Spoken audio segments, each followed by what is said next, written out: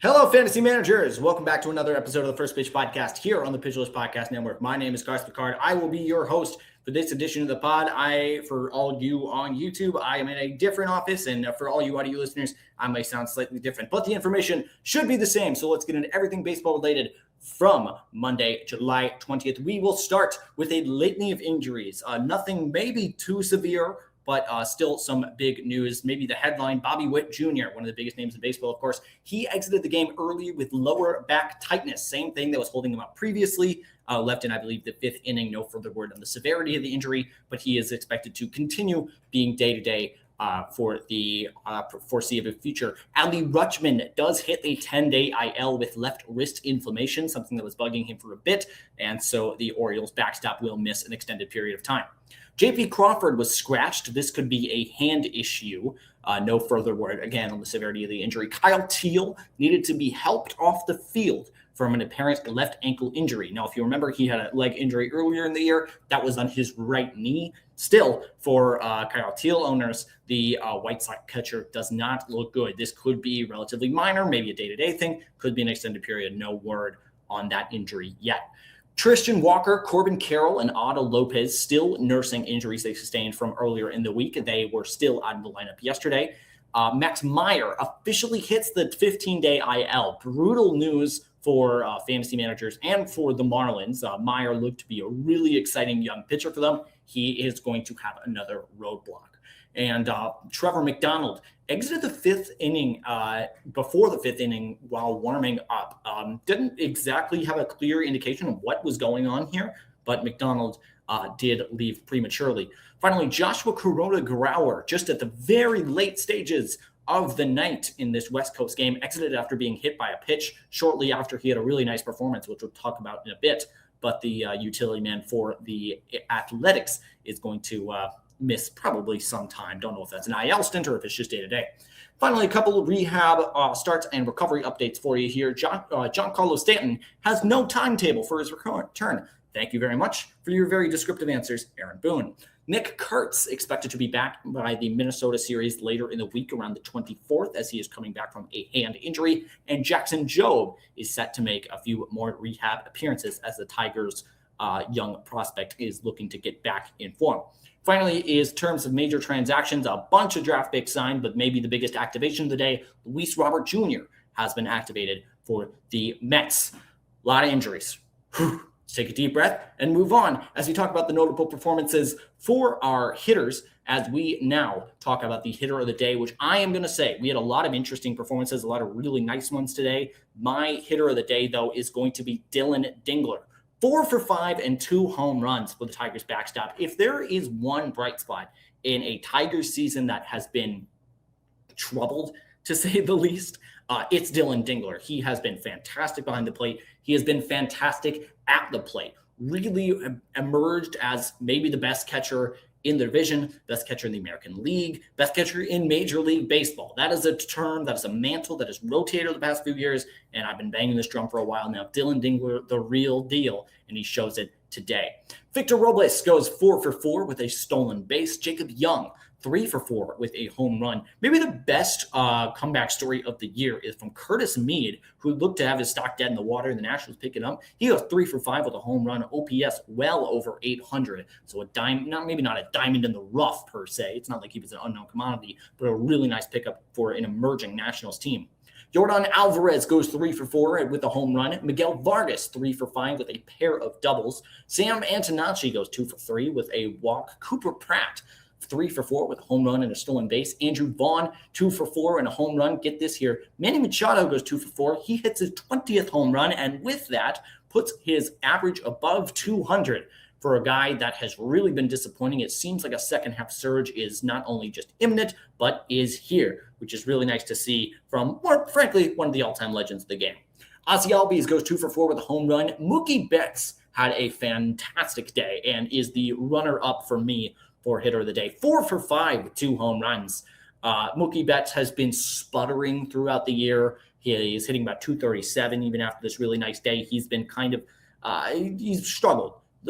He's struggled, to say the least. Great performance from him, though, and hoping to be a big factor in the second half for the Dodgers.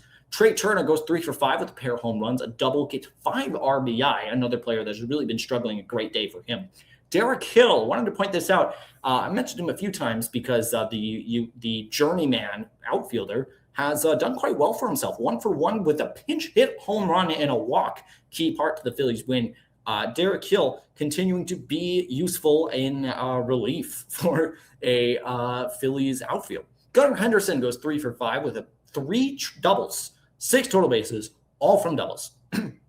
Wilson Contreras goes 3 for 4 with, Wilson Contreras doing so well and makes me stop in my tracks. Goes 3 for 4 with a double. Wilyer Abreu, 2 for 4 and a double in a now 14-game win streak for the Red Sox.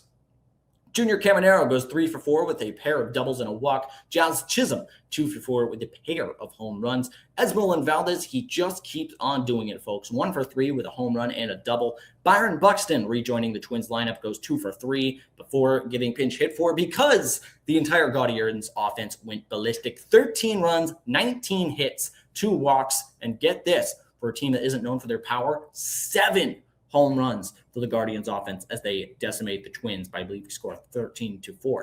Tommy White goes 4 for 5, and I believe just his second game in Major League Baseball, second or third for the Athletics. And Joshua Grauer, we mentioned him a bit earlier, 2 for 3 with his first career home run. Finally, Ivan Herrera did not have a great day at the plate. In fact, he went 0 for 4 with 4 Ks. And normally the notable performances are for those who are doing really well. But here, notable doesn't just mean good. It also means the really, really bad.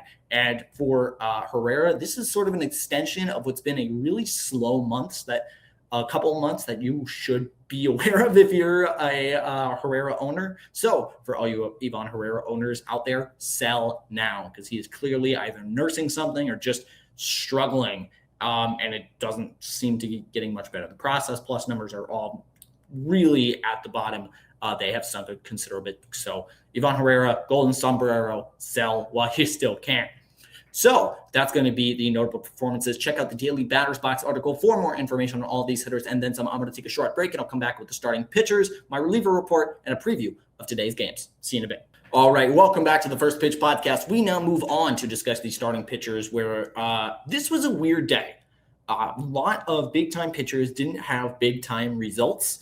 And as a result of that, my pitcher of the day is not going to be one of the absolute mainstays that's probably in your rotation day in, day out. That's going to be Andrew Abbott, who has had a decent kind of back end of the rotation year in your fantasy lineups likely. But he has a really nice outing here. 6 innings, no earned runs, 1 unearned run, but 4 hits, 2 walks on 6 Ks, 100 pitches. Generally favorable PLV looks, 16 whiffs, 28 CSW percent. This is a good start. It's a really solid outing against a Mariners lineup that actually later in this game would just put the foot on the gas and be really effective. So sometimes maybe days like that just shows you how well Abbott was at throwing them off guard. So props to Andrew Abbott, who delivers one of the few spotless or mostly spotless outings from baseball today. Kyle Leahy, also really nice outing. Lee, it's July, and I still don't know how to say every pitcher's name. Forgive me. 6 innings, 1 earned run, 3 hits, no walks, 4 Ks on 95 pitches, 11 whiffs, 26 CSW percent, which are not great metrics, but a PLV grade. So that shows and indicates that he was quite solid on the mound. Jose Soriano went 7 innings, 2 earned runs, 4 hits, 1 walk, 7 Ks on 95 pitches, got 12 whiffs, kind of a lot for Jose Soriano, 36 CSW percent. April, Jose Soriano will not return. That is a certainty. But this is a nice start that if you still have him on your roster, maybe shows that he's still got a lot in the tank. And when he is on, he can really be on.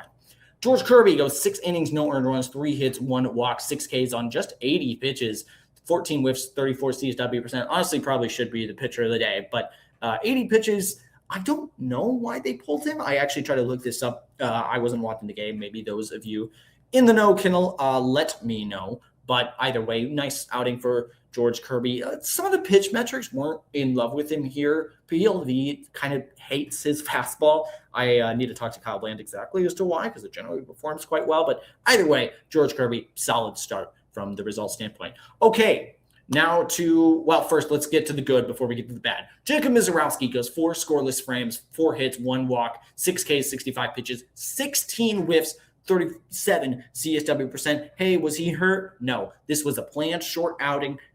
He was going to throw 4 innings regardless of how he did, and how he did was great. Fastball sat at 101.2. He was Jacob Mizorowski, absolutely electric. His tendons in his arm are a live wire, and it's just the most spectacular fastball we may have ever seen in the history of Major League Baseball, and he proves it here. Okay, now for the murky outings. This is a crazy day. Jacob deGrom goes 4 2/3, 5 earned runs, 7 hits, 2 walks, 6 Ks on 97 pitches, gets 15 whiffs, 26 CSW percent.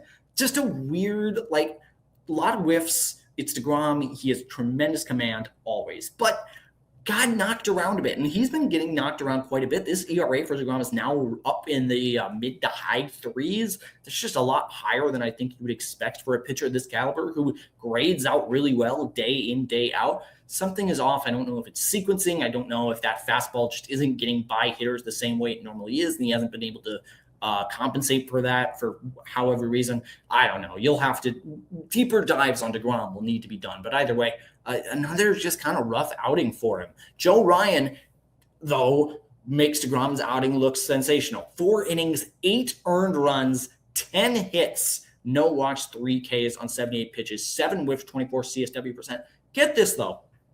B+ POV grade.